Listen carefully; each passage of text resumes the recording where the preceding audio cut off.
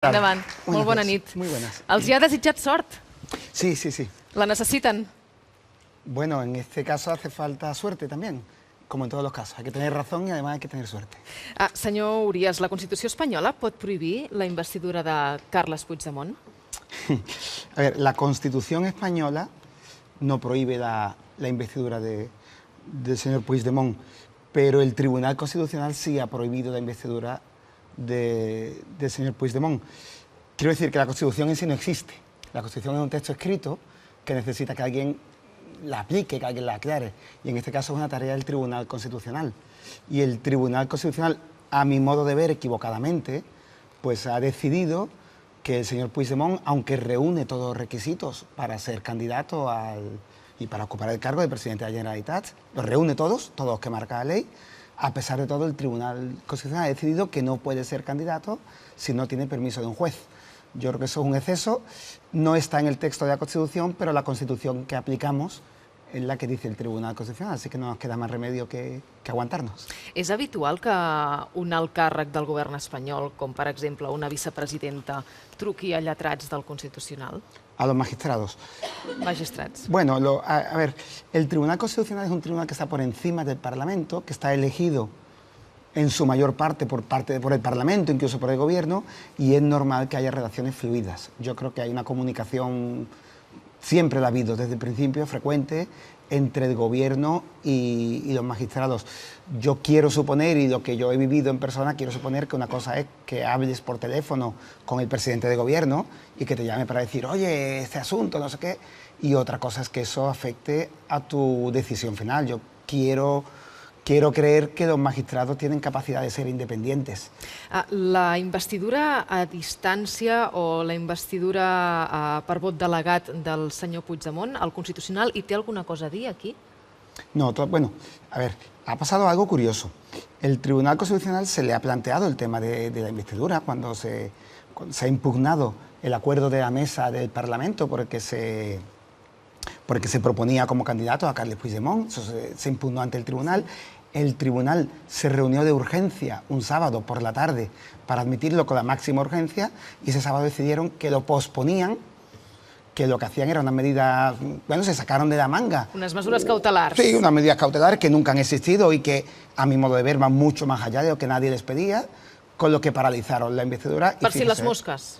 Sí, por si las moscas no, por quitarnos el problema de encima. Porque eso hicieron un sábado por la tarde. La investidura todavía está pendiente, Cataluña está sin gobierno y el Tribunal Constitucional, que ya ha recibido todas las alegaciones, no ha vuelto a reunirse de urgencia para decir definitivamente si puede o no puede presentarse como candidato el señor Puigdemont. La Constitució espanyola, via article 155, aquest article que hem estudiat tant els últims mesos, podria destituir Puigdemont com a president? Tenia potestat per fer-ho, com es va fer? Eso es discutible, como, insisto, como todo. Como yo lo entiendo, y si quieres se lo explico, yo creo que el artículo 155 no permite que el presidente del gobierno español asuma competencias políticas del presidente de la Generalitat. Yo creo que el artículo 155 es un artículo excepcional, es un artículo como los estados de excepción, cuando hay una situación como podía ser la que había en Cataluña, no digo que no, cuando hay una situación conflictiva en la que no se puede aplicar la Constitución en un territorio, dentro del territorio español, una comunidad autónoma, el 155 autoriza para que provisionalmente, que es punto 1, y de manera controlada por el Senado, el gobierno central asuma competencias. Yo entiendo que son competencias de gestión. Hay una diferencia muy importante entre las competencias de gestión y competencias políticas. Competencias de gestión es, yo gestiono la sanidad, yo gestiono los aeropuertos, las escuelas y aplico la ley. Competencias políticas no tienen que ver con la ley. La competencia política es que el presidente de la Generalitat, elegido por el pueblo catalán, es el único, en un sistema constitucional autonómico o federal como el que tenemos nosotros, es el único que puede ver cuál es el momento adecuado para convocar elecciones. La convocatoria de elecciones es un acto político, es un acto de cuándo me conviene, y además lo permite la Constitución, cuándo le conviene a mi partido convocar elecciones. Y eso necesita una legitimidad que solamente te da el pueblo catalán. Entonces yo entiendo que el 155 no permite suspender el sistema autonómico, no permite pasar las competencias políticas, sí permite pasar las competencias de gestión. Entonces, a mi modo de ver, cuando se le pasó al presidente del gobierno español la competencia para convocar elecciones, se fue más allá de lo que dice la Constitución. Afortunadamente, el presidente del gobierno español tuvo el buen tino esta vez de convocar elecciones el mismo día y no esperar a que fuera el momento más adecuado para su partido político. Pero con el 155 podía haber hecho. Podríamos haber visto que el presidente Rajoy dijera ¿cuándo le conviene al PP? Y ese día convocar elecciones. Y eso es claramente inconstitucional, con 155 y sin 100. Per tant, l'article 155 no dona carta blanca al govern espanyol. No. A ver, el artículo 155 no es el artículo más importante de la Constitución. Ho sembla. Claro, pues no lo debe ser. La Constitución tiene derechos fundamentales. La Constitución define cómo tiene que ser un país, cómo tiene que ser el Estado español, define cómo se reparte el poder, define el poder autonómico. Entonces, el 155, excepcionalmente, permite algunas medidas para, en un territorio que no se está aplicando la ley, que se aplique. Pero no se puede poner por encima del 155 del resto de artículos de la Constitución. Me parece un disparate. Un altre article que segurament és molt important de la Constitució, el 92, sobre els referèndums. Si es fa una lectura, diguem, àmplia d'aquest article, es podria permetre un referèndum a Catalunya? A ver, yo creo que la literalidad de la Constitución no permite a primera vista un referéndum catalán sin permiso del gobierno estatal. Estamos en un tema de división de competencias. Creo que el Estado español, el gobierno central, sí podría convocar un referéndum en Cataluña y podrían preguntarse cualquier cosa en el referéndum. Lo creo, pero no estoy seguro. Quiero decir, de nuevo, el Tribunal Constitucional, después de algunos titubeos, el Tribunal Constitucional tuvo una sentencia primera en la que decía, bueno, el derecho a decidir puede existir y es posible un referéndum, pero no lo puede hacer Cataluña unilateralmente. Después ha reculado un poco y ahora mismo parece que hay decisiones del Tribunal Constitucional que vendría a prohibir que en un referéndum se pregunte a la gente si quieren salirse de España. A mí eso me parece problemático. Yo no lo comparto, pero estamos en ese momento en que ya el problema no es si el referéndum lo convocan unos u otros, sino que es que parece cerrarse la puerta y decir, es que aunque lo convoque el Estado central, aunque haya un cambio en el gobierno de Madrid y el nuevo gobierno quiera, empezamos a tener duda que ustedes puedan siquiera preguntarle determinadas cosas. Para mí eso no es democrático, però és la línia que està marcando, o parece marcar, el Tribunal Constitucional. Vostè creu que els magistrats del Constitucional se senten incòmodes ara mateix amb el paper que els toca fer? Claro, me consta que los magistrados del Tribunal Constitucional se sienten muy incómodos y si no se sintieran serían unos irresponsables. Se sienten muy incómodos porque lo que era un problema político, era un problema de, bueno, en Cataluña hay una serie de partidos que pueden representar a la mitad de la población, pues que querían la independencia, otros partidos que puede ser otra mitad, pues que no lo tenían tan claro. Y en esa situación hay un problema político, en vez de buscar una solución política, lo que hizo Mariano Rajoy hace ya pues, casi 3 años, es que empezó a decir, bueno, yo me escondo y que responda el Tribunal Constitucional. Y han lanzado al Tribunal Constitucional a decir, esto está prohibido, a prohibir todo. Prohibimos un referéndum, prohibimos el contenido, prohibimos el presidente. Entonces el Tribunal Constitucional está diciendo cosas que no estaban prohibidas, de pronto están prohibidas. Con lo cual ya Mariano Rajoy no tiene que dar la cara, hay que pelearse, dice, no, es que está prohibido. Y entonces ya todo es ir contra el Estado de Derecho. Una vez que el Tribunal Constitucional te prohíbe algo, si le llevas la contra, vas contra el Estado de Derecho. Entonces yo creo que muchos magistrados están incómodos. Se ha llegado a modificar la ley del Tribunal Constitucional para darle más competencia, para que pueda directamente meter en la cárcel o poner multas, no en la cárcel, pero poner multas directas. Y yo creo que hay una cierta incomodidad y debe de haberla con cualquier persona razonable porque se está encargando el Tribunal Constitucional para intentar, digamos, tener menos problemas políticos en Cataluña, el gobierno central, están haciendo un daño, yo creo que irreparable, al Tribunal Constitucional. S'hi val tot per aturar l'independentisme. Sí, yo a veces tengo últimamente la impresión de que no se trata de defender la Constitución, sino de defender a España, la unidad de España. Quiero decir que yo tengo la impresión, estos días la tenemos todos los juristas, o muchos juristas que lo ven, pero muchos, algunos lo dicen en público, otros no, que el objetivo no es defender la Constitución, porque estamos viendo que jueces, que órganos del Poder Judicial, que fiscales, que tribunales y que políticos están dictando medidas contrarias a la Constitución, prohibidas por la Constitución, con tal de parar el desafío independentista, ¿no? Entonces, parece que en este momento no es que valga todo, sino que la prioridad no es defender la Constitución, sino defender la unidad del Estado español. M'està parlant del jutge Llarena? Sí, no es el único y todos, claro. Los autos del juez Llarena por los que no se acuerda libertad y se mantiene la situación de prisión provisional del señor Junqueras y de los Jordis, a mí me da mucho, y del consejero Forn, me da mucho miedo, mucho como ciudadano español y como jurista, las dos cosas. Son autos en los que se dice, en la medida que estas personas tienen un ideario, una forma de pensar independentista, no los podemos poner en libertad. Entonces a mí que un juez ponga blanco sobre negro en un auto escrito que mientras ellos mantengan su ideario no se les puede poner en libertad, me parece contrario a la Constitución, evidentemente contrario a la Constitución, pero me parece ya un nivel de descaro de decir en público eso y ponerlo por escrito que a mí me da miedo, me da mucho miedo como jurista. Yo soy ahora profesor de Derecho Constitucional. ¿Yo cómo me puedo explicar a mis alumnos que un juez ha dicho en un auto que mientras alguien siga pensando como piensa no lo puede poner en libertad? És un disparate. Això els converteix en presos polítics, que és l'etern debat que tenim des de fa mesos. Yo no uso y no quiero usar el término presos políticos. Me parece que ensucia el debate. Se lo explico. No sabemos lo que son presos políticos. Sinceramente, no lo sabemos. Es No, una de esas... no hi ha una definició, vol dir. No hay definición y es una de esas palabras que tiene detrás unas connotaciones, que se habla de Franco, que se habla de Turquía.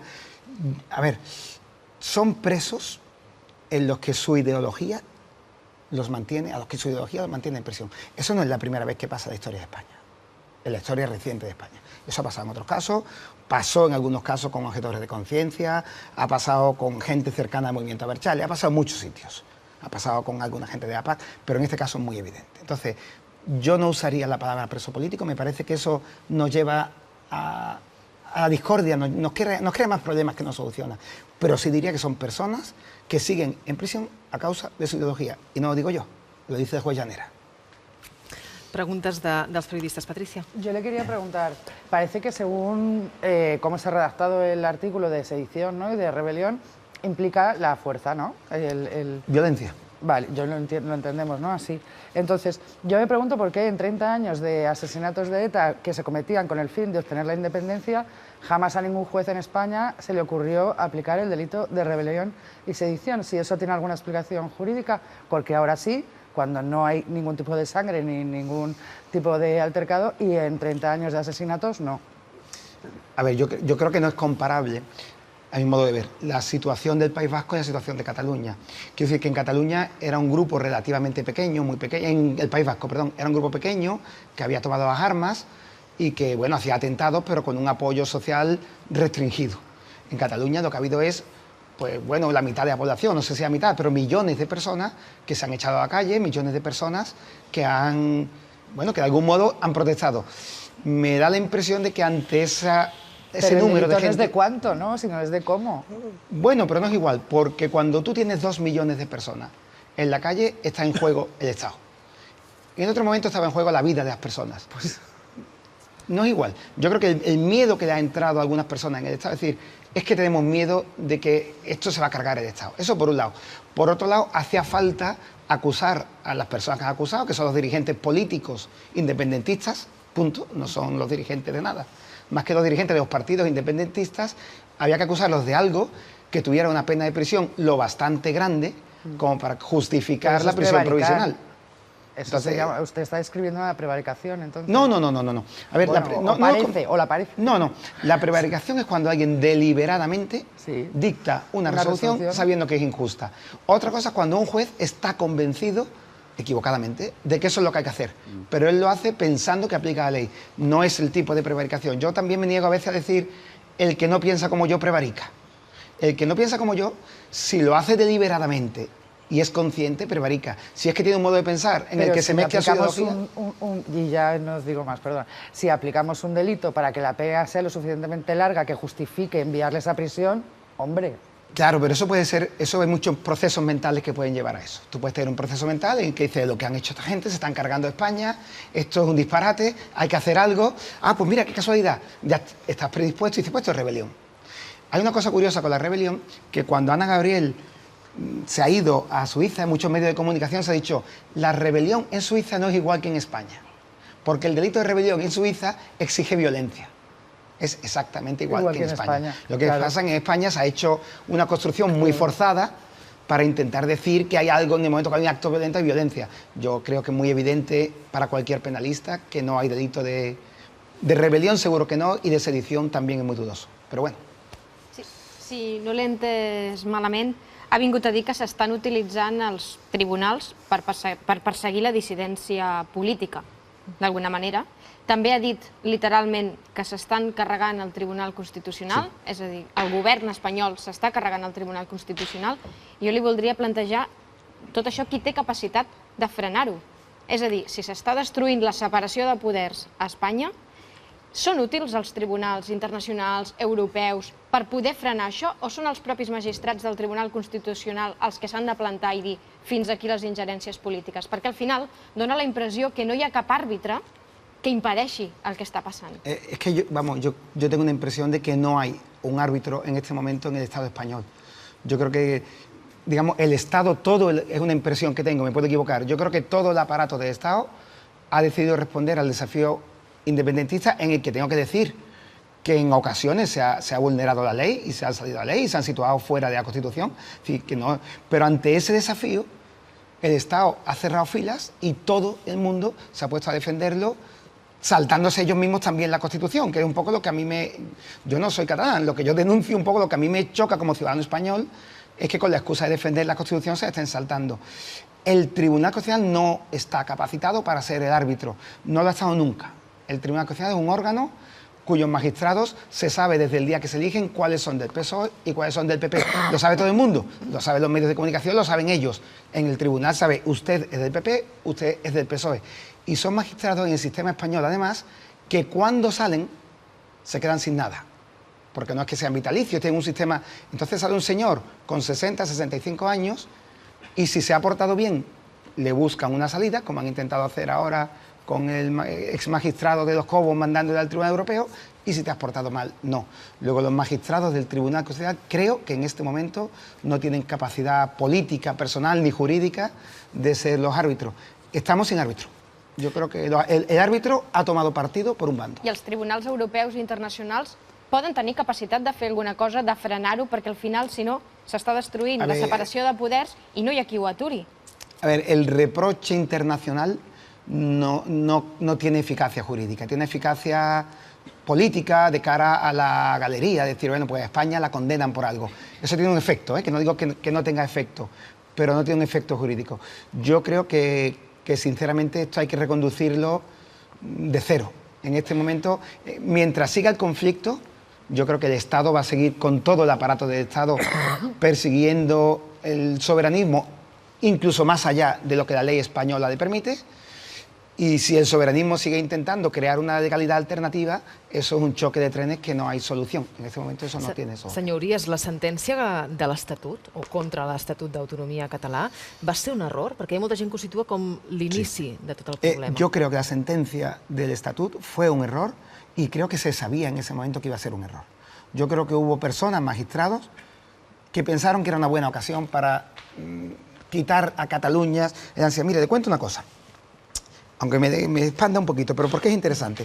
El artículo 2 de la Constitución española dice que España es única, indisoluble, la indisoluble unidad de la nación española, patria común, indivisible, indisoluble, única. Pero también dice el artículo 2 que los territorios que componen España tienen derecho al autogobierno.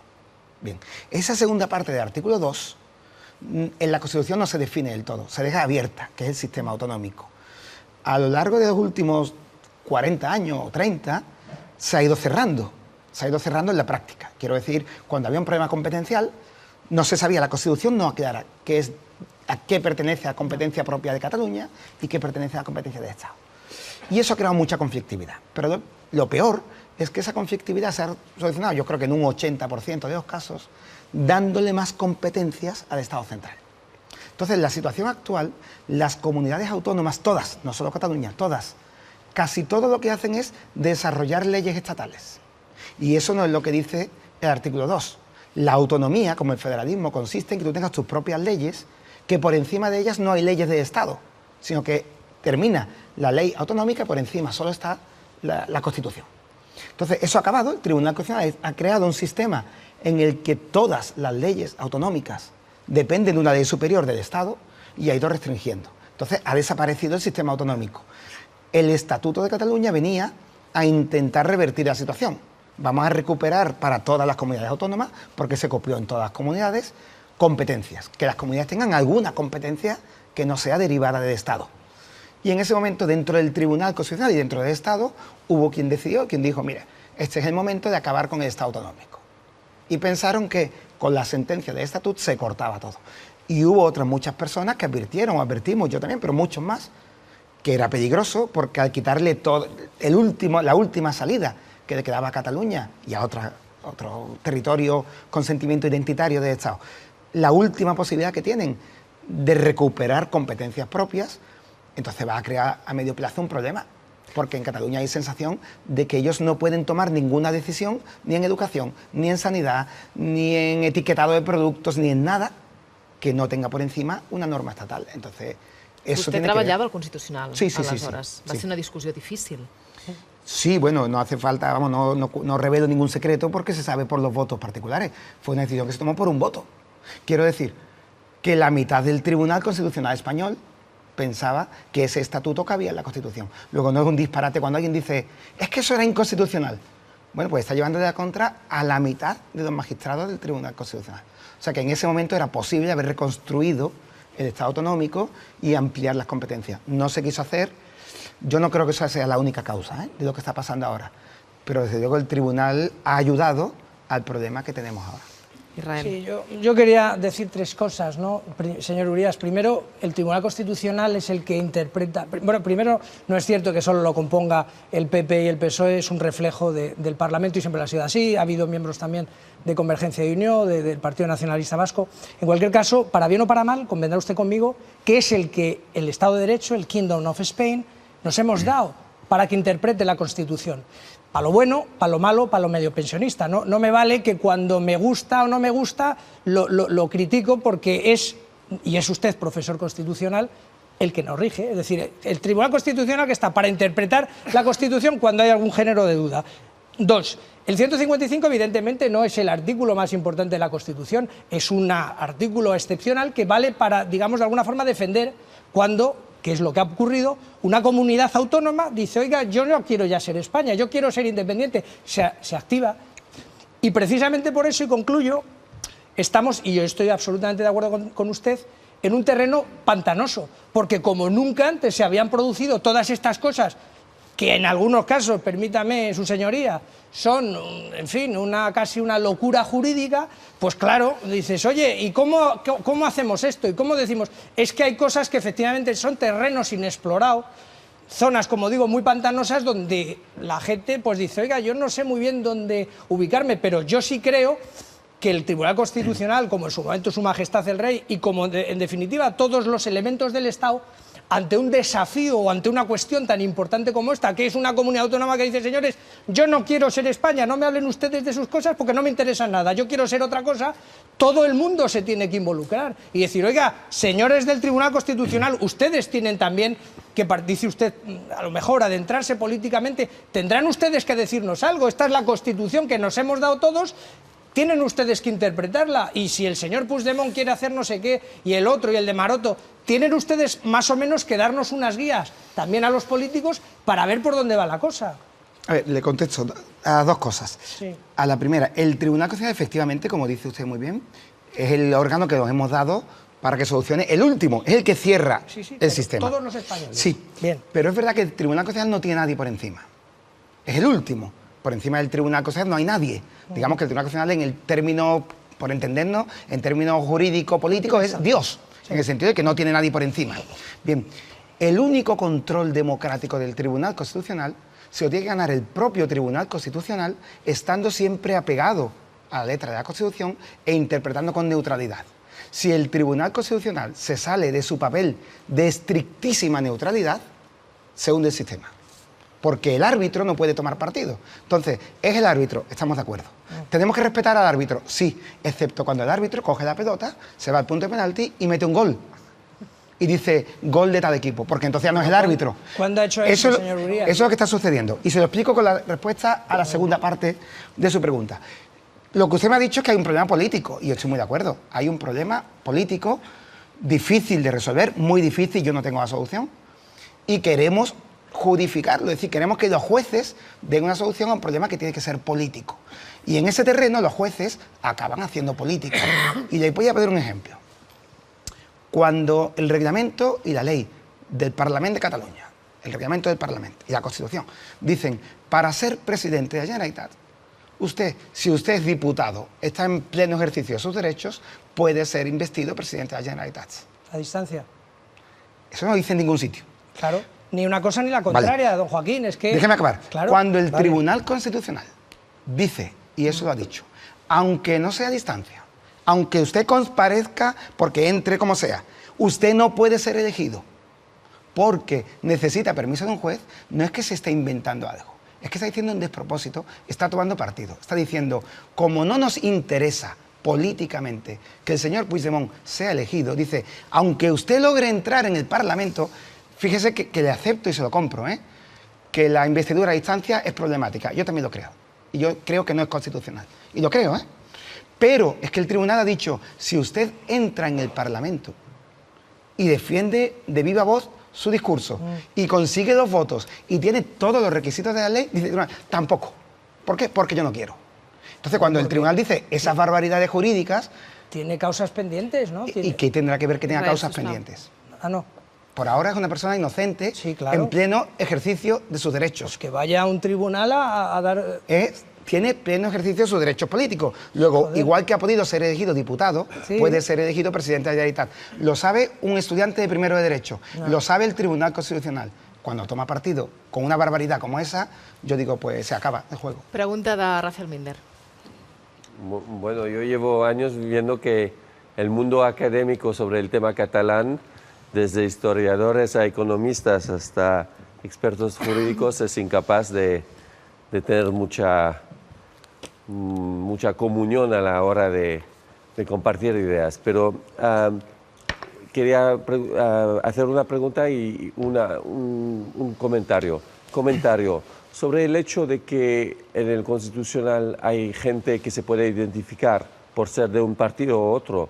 Eso es bastante normal. En el Supremo americano, el presidente de turno elige a los jueces. No hay ninguna incertidumbre sobre cómo ha llegado el juez X o X. Entonces, ahí yo no veo ningún problema. El problema es luego hasta qué punto ejercen de manera independiente. Pero el sistema en sí podría funcionar bien. Sí. Podría funcionar bien. Entonces, pero usted ha hecho el punto de que sabemos de qué partidos son. Bueno, pues bien. Yo no lo veo como un problema. Y la pregunta era más sobre el caso. Yo quería saber, al final, es un caso que tiene temas de la Constitución.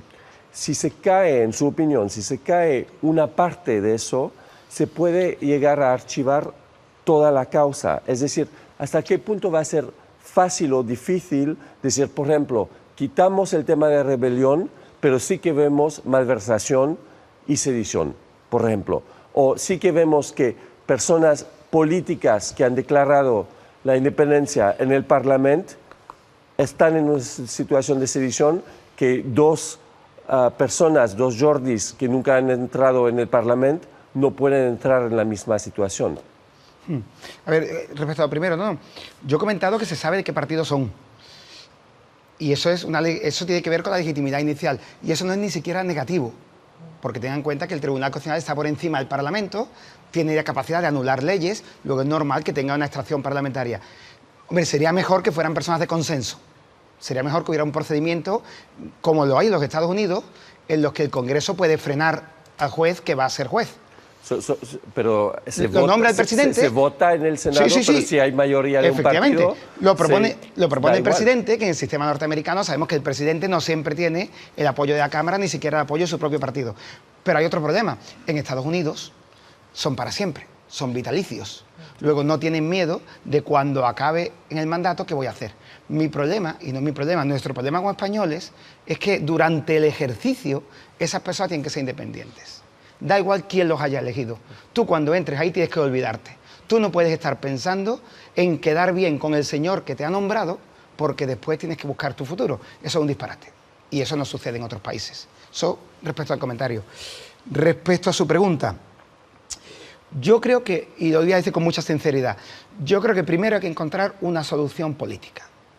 Yo creo que cuando haya una solución política, yo le adelanto y le aseguro, y me atrevo aquí a decirlo, nos apostamos, si quiere, lo que sea, que cuando hay una solución política que estén de acuerdo, al día siguiente los jueces, por arte de magia, encuentran que había un problema procesal y que entonces no se puede meter en la cárcel por esto, y entonces a partir de ahí encontramos que nada más que se le puede acusar por malversación y les ponemos una multa y todo el mundo feliz.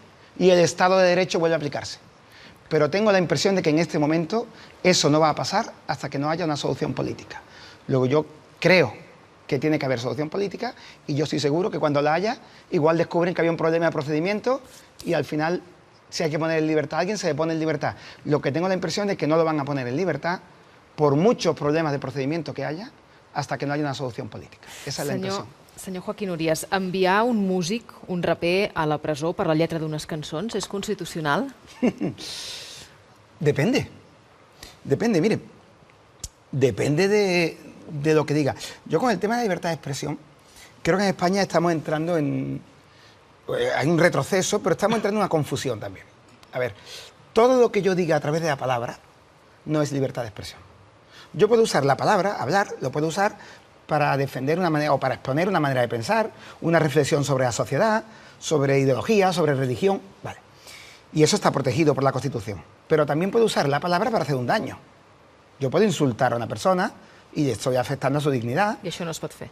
Eso no está permitido. O yo puedo amenazar a alguien con un mal. Puedo decir, como no hagas esto, te corto el cuello. Tampoco está permitido. O puedo usar la palabra para incitar a un delito. Yo puedo estar en un teatro y gritar fuego, fuego, y hacer causar yo un daño. Quiere decir, las palabras también causan daño. Entonces, el problema es separar eso. Cuando tú utilizas la palabra para defender una idea, no debes estar nunca perseguido, aunque la idea sea inaceptable. Y le voy a decir un caso para que lo entendamos. Si alguien sale en televisión diciendo que los negros tienen el cerebro más pequeño que los blancos, eso es libertad de expresión.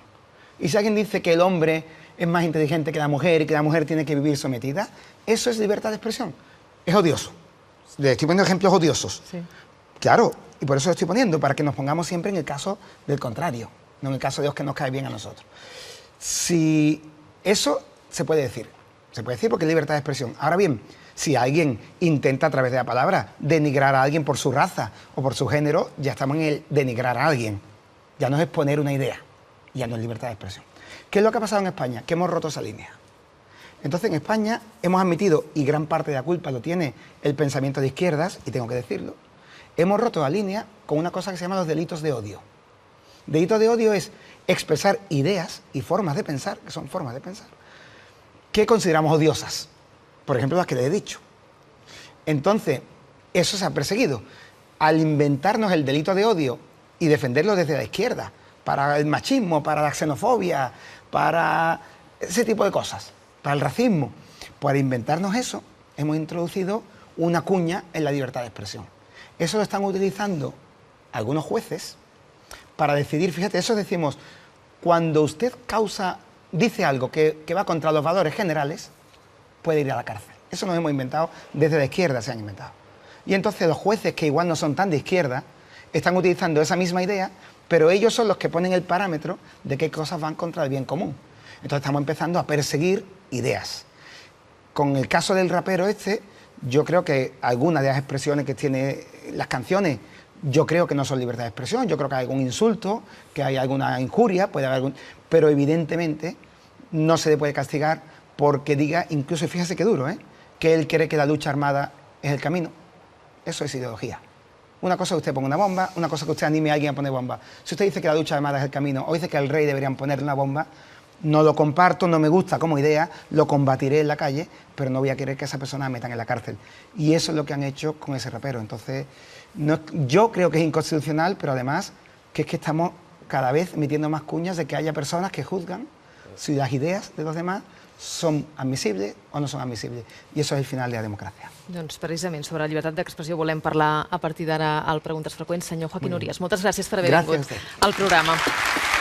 Moltes gràcies. I en volem parlar